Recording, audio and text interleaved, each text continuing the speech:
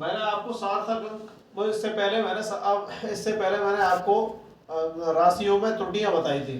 ठीक है, योगफल के कारण त्रुटि, अंतर के कारण त्रुटि, फिर तीसरी गुणनफल के कारण त्रुटि और चौथी है भागफल के कारण त्रुटि।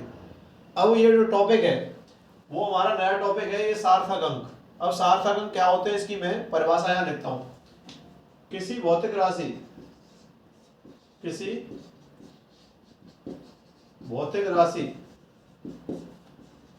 के अंकों को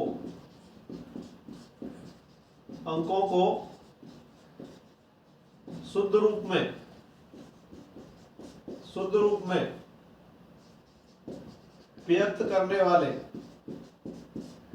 व्यक्त करने वाले अंक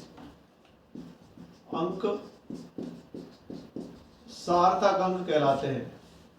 सार्थक अंक कहलाते हैं। ठीक है, किसी भौतिक राशि के अंकों को शुद्ध रूप में व्यक्त करने वाले अंक सार्थक अंक कहलाते हैं। ये इसकी परिभाषा बनती है। ठीक है, कोई भौतिक राशि है, उसके हमें अंक दिए हैं, उसको हमें शुद्ध रूप में व्यक्त करना है। उनको सही रूप में व्यक्त करने वाले जो अंक होते हैं उनको हम सार्थक अंक कहते हैं। अब ऐसे सार्थक अंक ज्ञात करने के क्या नियम है? सार्थक अंक ज्ञात करने के नियम। सार्थक अंक ज्ञात करने के क्या नियम है ये मैं आपको आगे बता रहा हूं। ठीक है, इन नियमों का हम पालन करेंगे और सार्थक अंक को पता करेंगे। नंबर 1, पहला पॉइंट है, सभी अशून्य अंक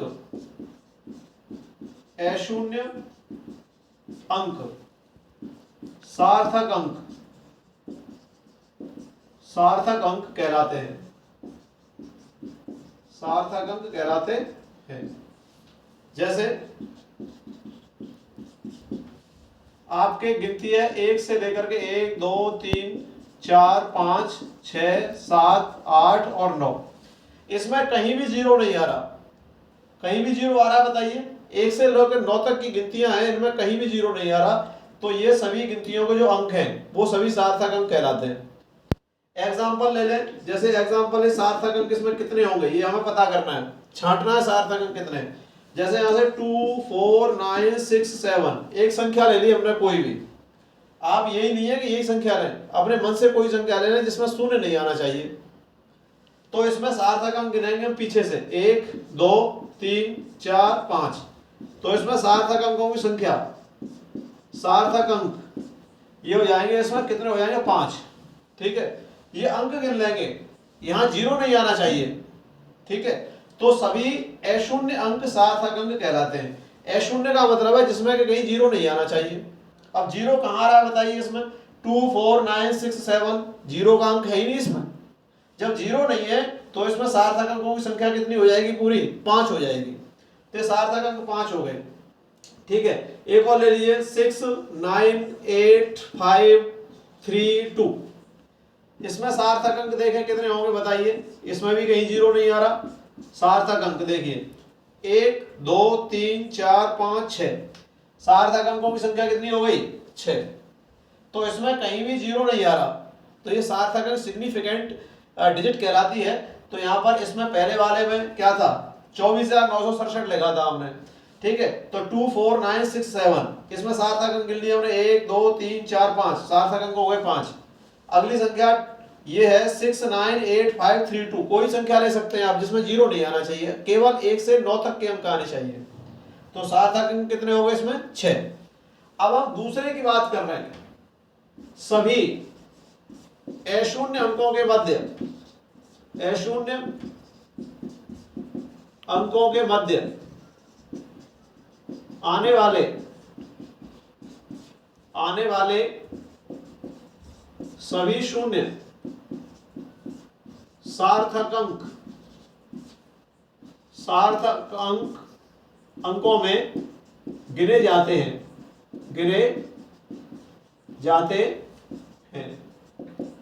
जैसे एक एग्जांपल ले लिया मैंने, जैसे यहां पर मैं लिखा कि सभी अशून्य अंकों के मध्य आने वाले सभी शून्य सार्थक अंकों में गिने जाते हैं। ये सार्थक अंक केमिस्ट्री में भी है बेटा, आपको बता दूं। यही चीज है, या तो फिजिक्स में पढ़ ले या केमिस्ट्री पढ़ ले, बात एक ही है, ठीक है ना। तो सभी अशून्य अंकों के मध्य आने वाले सभी शून्य सार्थक अंकों में गिने जाते हैं। जैसे आपने 3 2 0 0 ले लिया, 5 4 ये संख्या ले लिया आपने, मैंने एक संख्या ले ली है 3 2 0 0 5 4। तो देखिए यहां पर ये 3 और 2 क्या है, अशून्य अंक है, शून्य वाले नहीं है इनके बीच में। और पीछे वाले अंकों को देखिए 5 4 है, तो देखिए 2 अशून्य अंक है और 5 भी अशून्य अंक है, इन दोनों के बीच में 2 शून्य आ रहे हैं। तो अब सार्थक अंक यहाँ पर मान लिए जाएंगे कितने होंगे, ये शून्य भी सार्थक अंकों में गिने जाएंगे। तो देखिए 2 और 5 के बीच में 2 शून्य आ रहे हैं, यहाँ पर आ रहे हैं कि नहीं आ रहे हैं। तो ये 2 अशून्य अंकों के मध्य आने वाले सभी शून्य सार्थक अंक होते हैं। तो देखिए 1 4 को भी मानेंगे, 1 5 है इसको 2 कहेंगे, 0 ये दोनों है ये 2 कहलाएंगे, और 2 ये हो गया और 3।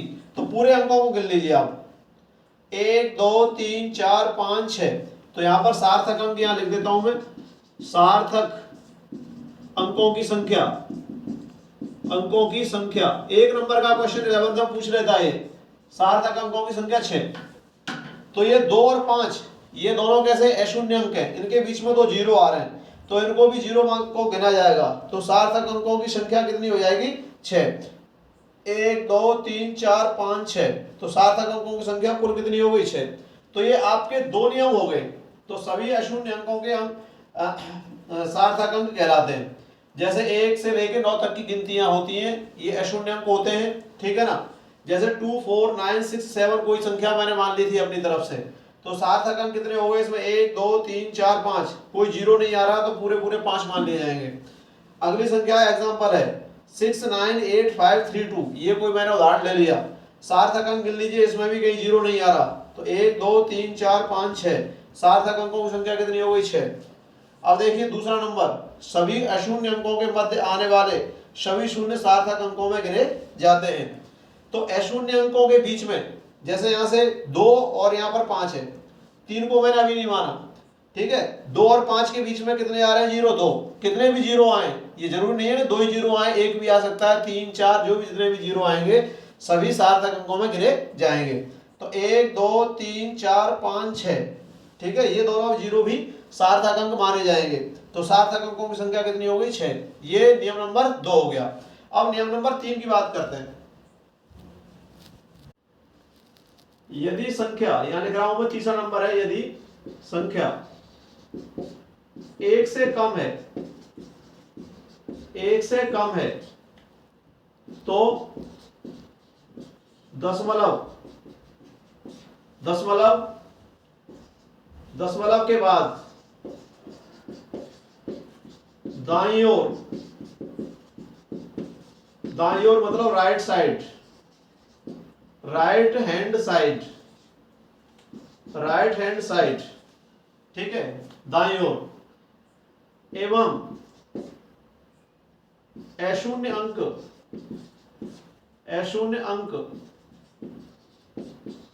के बाईं ओर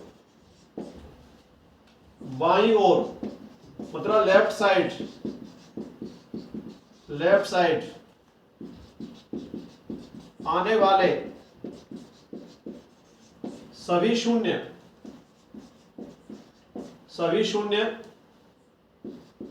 सार्थक अंक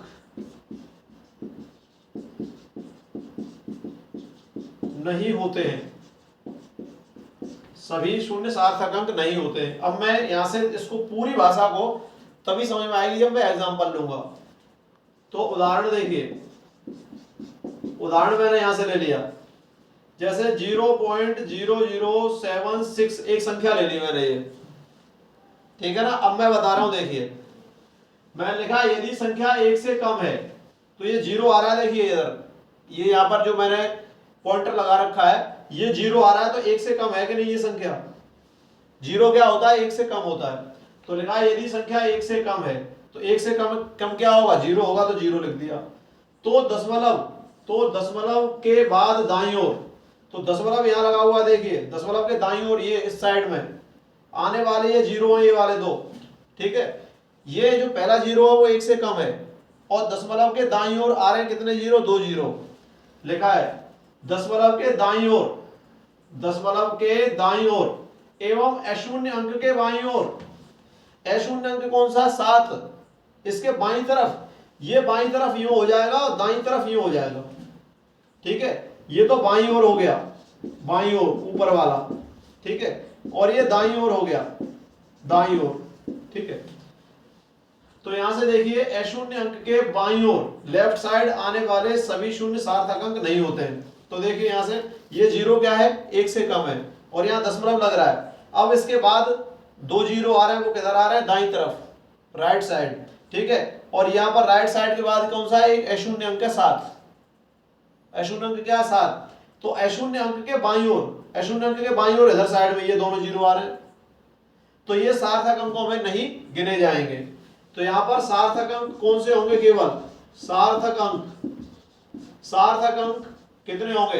एक तो ये 6 का अंक होगा और एक 7 का अंक, ये केवल सार्थक अंक होंगे, और ये दोनों 0 नहीं गिने जाएंगे, ये वाले 0 भी नहीं गिने जाएंगे दोनों। ठीक है ना, तो 7 का और 6 के अंकों को मानेंगे हम केवल सार्थक अंक इस स्थिति में। तो सार्थक अंक कितने हो गए? 2। कितने हो गए? 2। 6 का अंक और 7 का अंक, बाकी ये 0 नहीं गिने जाएंगे, क्योंकि ये जो हमारा एक नियम है। ठीक है ना, तो इस नियम के अंतर्गत सार्थक अंकों की संख्या कितनी हो जाएगी? 2। अब नियम नंबर हम 4 लेते हैं। देखिए नियम नंबर 4, ऐसी संख्या जिसमें दशमलव नहीं है, दशमलव नहीं है, तो सभी शून्य सार्थक अंक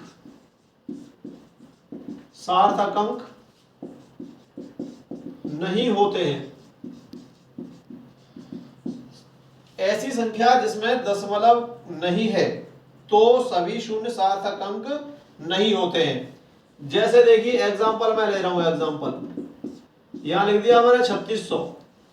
ठीक है, तो सार्थक अंक कितने होंगे? इसमें केवल 3 और 6 होंगे, ये बाद के 0 नहीं गिने जाएंगे। ठीक है, ठीक, ये तो सार्थक अंक इसमें कितने हो जाएंगे? 2 सार्थक अंक हो जाएंगे इसमें, यहां से 2। ठीक है, अब एक संख्या मैंने ले ली 27300 सेंटीमीटर। ठीक है, 27300, ये मैंने एक संख्या ले ली, तो इसमें सार्थक अंक 2 का होगा, 7 का होगा, 3 का होगा, तो सार्थक अंक इसमें कितने हो जाएंगे? 3। ठीक है, तो मैंने कहा इसमें लिखा कि ऐसी संख्या इसमें दशमलव नहीं है तो सभी शून्य सार्थक अंक नहीं होते। तो दशमलव यहाँ कहीं आ रहा है, आगे पीछे नहीं आ रहा, तो कहने का मतलब है 3600 में सार्थक अंक 2 हो जाएंगे, और 27300 सेंटीमीटर में सार्थक अंक कितने हो जाएंगे? 3। ये नियम नंबर 4 हो गया। नंबर 5, ऐसी संख्या जिसमें दशमलव बिंदु हो, तो दशमलव बिंदु के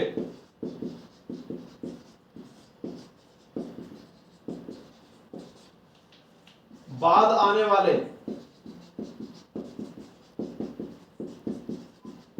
अंक सार्थक अंक होते हैं, सार्थक अंक होते हैं। ठीक है, जैसे एक संख्या ले रहा हूं 4.500।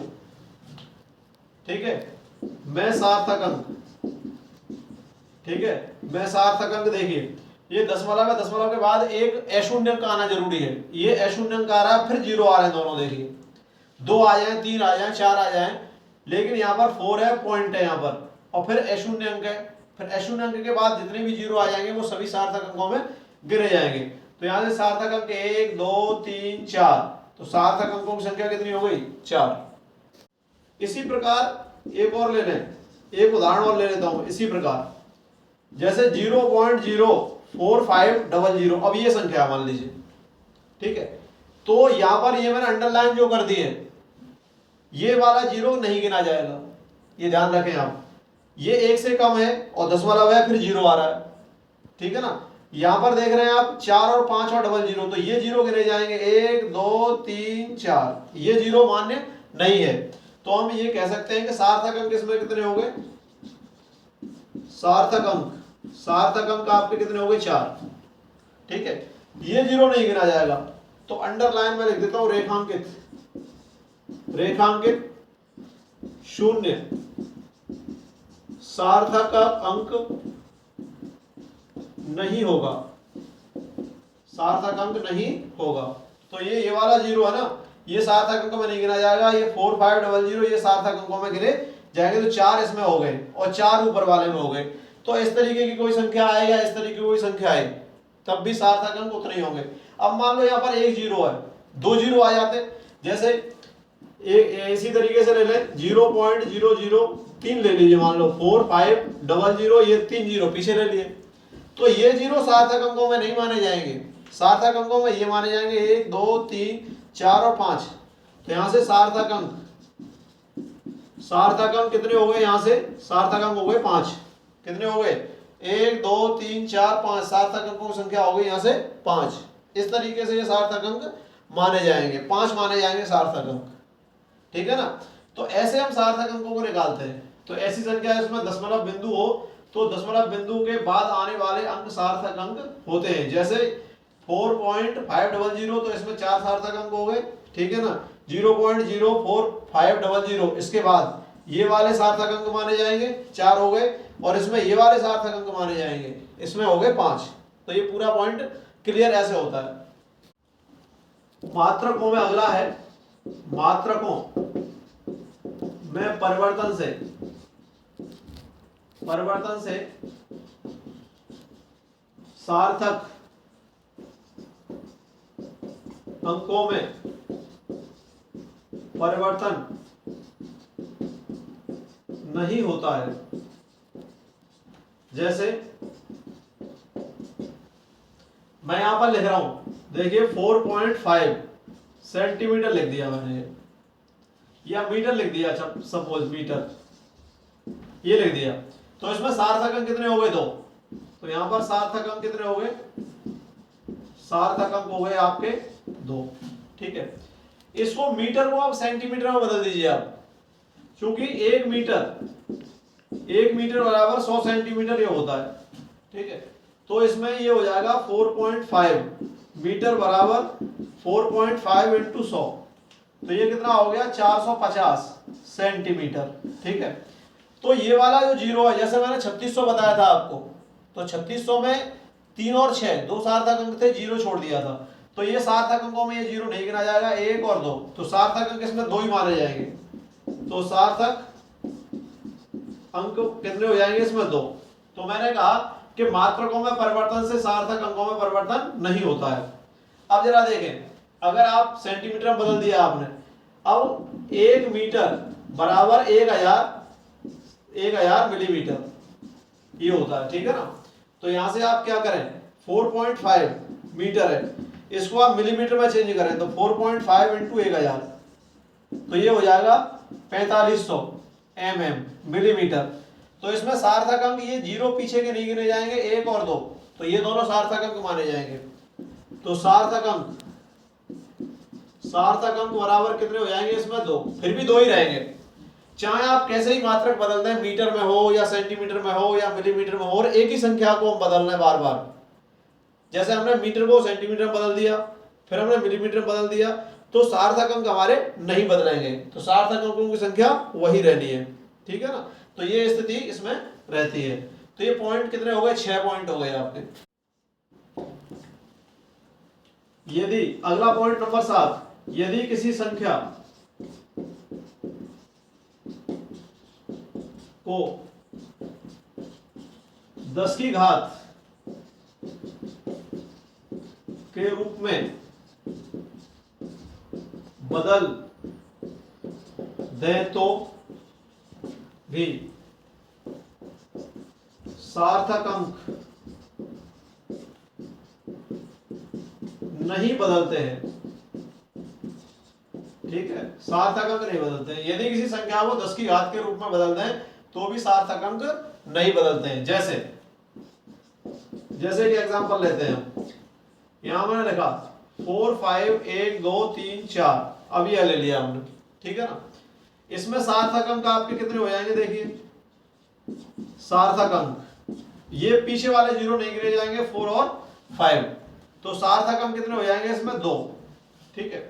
अब इसको घातांक के रूप में, घातांक के रूप में, घातांक के रूप में देखिए कैसे हो जाएगा ये 4 5, ये कितनी घात हो जाएगी 10 की घात 4, ठीक है।